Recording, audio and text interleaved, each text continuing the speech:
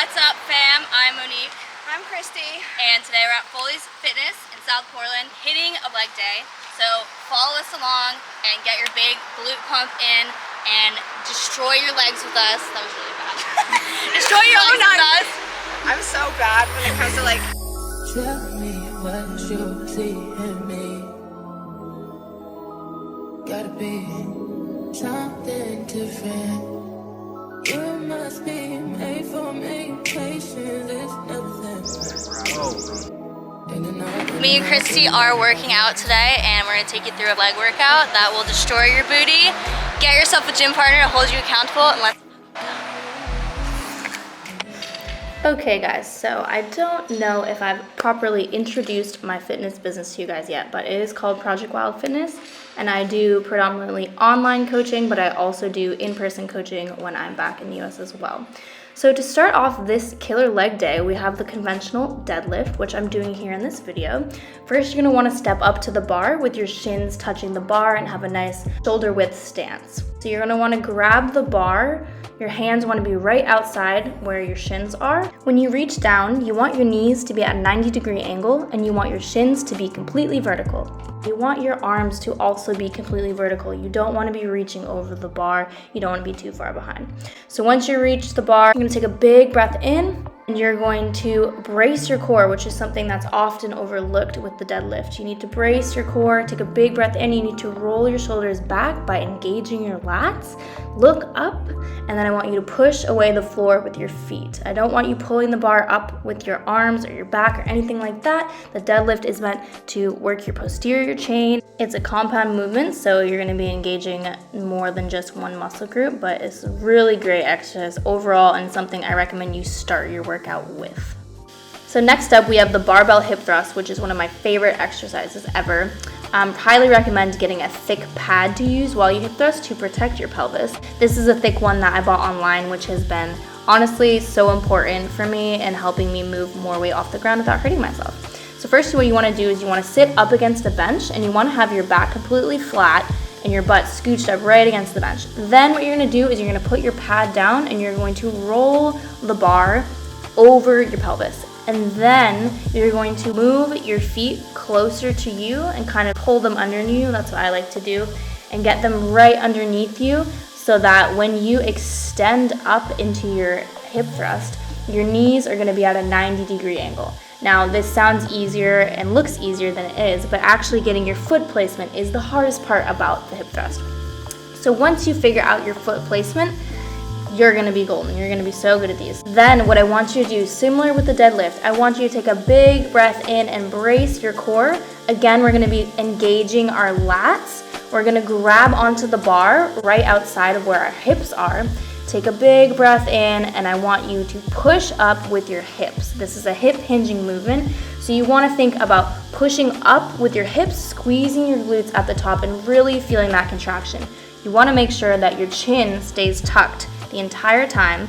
Give yourself a little double chin, because this is going to protect your lower back. You want to make sure that you have a neutral spine. You don't want to have a curved spine or an extended spine, because you can really damage your lower back, hurt your lower back if your spine is not in the correct position. Some cues that I use to help me is I think about my body as an ice cream scoop, and I'm scooping the barbell like up and away from the ground with my hips.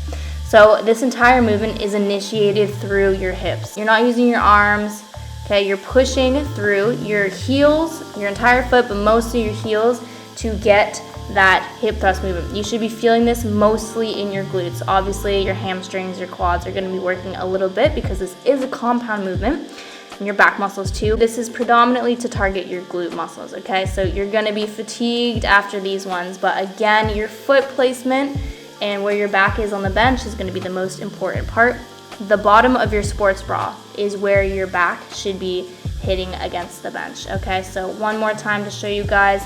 Big breath in, pushing up, getting my knees in the right position, and then I'm pushing up through my feet, using my hips to move that weight off of the ground. If you want an even better burn, you can try and hold the concentric at the top. So squeeze, squeeze, squeeze your glutes at the top, and that's really gonna give you a good glute burn.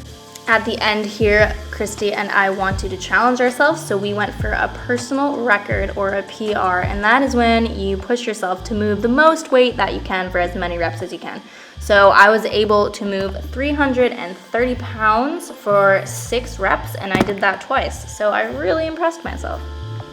Next up, we have a barbell deficit reverse lunge. So these are honestly amazing. Getting mostly your glutes and your hamstrings, but also your quads and your calves.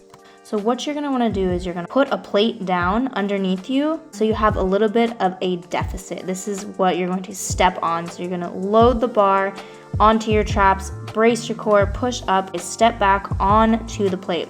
Now you're going to step back into a lunge, but as you can see, you have a little deficit, so my range of motion is increased here, and it's forcing my quads, my glutes, and my hamstrings to work harder in order to push that weight up off the ground.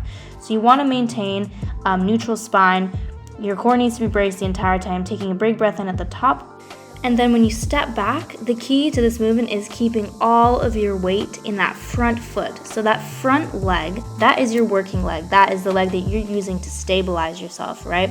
You're stepping back, but I want you to keep that weight in the front leg and really focus on working those muscles. Don't necessarily put your weight all in your back foot when you step back. I want you to maintain that weight in that front leg. You want your front knee to be at a 90-degree angle, and again, you want your shin to be parallel and straight. You don't want to be leaning too far forward, and you don't want to be leaning too far backwards. And there is me doubting myself a little bit, but ultimately happy with how those went. I really love those. After I started incorporating them in my workout routine, I really did notice a lot of glute growth. So next we have a barbell squat that Kristy is doing so beautifully here for us. As you can see, her spine is so perfectly neutral. Look how strong her back is.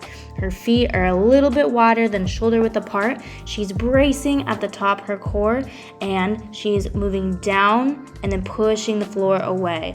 Her knees honestly can go a little bit over the toes. Whoever told you your knees can't go over your toes when you're squatting kind of lied to you guys. Hate to tell you that. Maintaining that neutral spine, chin directly in front of you, eyes looking directly in front of you, and as you can see, that last rep, she really pushed through that progressive overload and was fatiguing a bit. Those were honestly beautiful. I love that. So because those were 4 very heavy compound movements, we decided to go outside and challenge ourselves to do movements that feel good to us, that we enjoy. So here I'm doing a close grip, unassisted pull-up, and I'm struggling my way through about 4 reps, honestly, and I did this for 2 to 3 sets, so I actually really surprised myself. And here we have Kristy being an absolute beast. Just look at her go, showing us up. So usually what I would add to this workout is a little bit more of an accessory movement at the end. So adding in some hamstring or quad isolation, such as a leg extension or a hamstring curl. Then we saw the tire and figured what better time to practice our tire flips than now. I don't even know if that's what these are called, tire flips. I don't know, I could just made that up. But these are harder than they look. This is my first time doing this actually, and you're not really supposed to push the tire away with your knee, I don't think, but I was dead. We did this at the end of our workout. So these were really fun. It really got a good cardiovascular burn going for us. Like our heart rates were through the roof, and we just kept doing these for as many as we could, or until the path ended, and then we would turn around and come back the other direction. And that completes our Killer Leg Day workout. If you are interested in learning more about my online coaching, or if you are in Maine this upcoming summer, I will be providing one-on-one personal training as well. I will put my website link in the description below. And I'll also put a direct link that takes you to the application to fill out if you are interested in coaching by me. And I will put the link to my Instagrams at Monique Burton with 2 eyes, and also at Project Wild Fitness, where you can see all of my fitness content. I just wanted to give a shout out to Kristy. Thank you so much for being in my video with me and letting me vlog with you. And if you guys want to check her out on Instagram, I will put her Instagram handle right here. Go show her some love, give her a follow, and let me know what you guys think. Thank you so much for watching another video. Make sure you like and subscribe. If you enjoyed this video, leave a comment. And yeah, thank you so much, guys. I will see you in the next video. Oh, it's hard. Supposed to like Let's talking to the go. camera? Let's go. I'll I don't know edit what it to out. do. I know, me too.